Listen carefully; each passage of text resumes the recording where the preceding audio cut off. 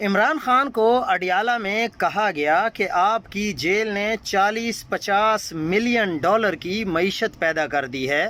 اب جو لوگ جو آپ کی قید کو روز بیچ رہے ہیں اور پیسے بنا رہے ہیں، یہ آپ کو باہر نہیں دیکھنا چاہتے۔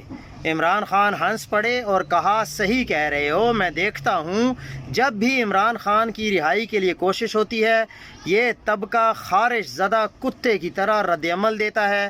فوج کے اتنے مخالف ہیں تو افغانستان چلے جائیں، جنگ کا شوق پورا کر لیں۔ عمران خان کی رہائی کے لیے نون لیگ، پیپلز پارٹی اور اسٹیبلشمنٹ سمیت تمام پاکستانی قوتوں سے بات کرنا ضروری ہے، اور ہم یہ کریں گے۔ عمران خان رہا ہوں اور اپنے فیصلے خود کریں، یہ فواد چودھری صاحب نے کہا ہے۔ لیکن ہم فواد چودھری صاحب کو ایک جواب دینا چاہتے ہیں کہ فواد چودھری صاحب، آپ سب سے بے شک بات کر لیں، عمران خان کو رہا کروائیں۔ آپ کی یہ بات بھی اہم ہے کہ موجودہ حالات میں بات چیت سے ہی رہا ہو سکیں گے، کیونکہ عدالتوں کو تو 26ویں ترمیم کے بعد غلام بنا دیا گیا ہے۔ لیکن گزارش ہے کہ ایک ہی لاٹھی سے سب کو نہ ہانکیں۔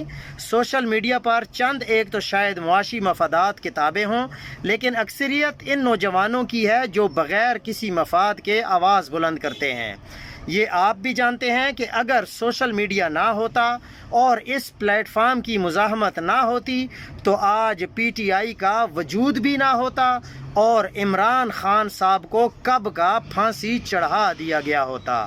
یہ صرف سوشل میڈیا کی طاقت ہی ہے جس کی وجہ سے الحمدللہ ابھی تک عمران خان کو کچھ نہیں کہا جا سکا۔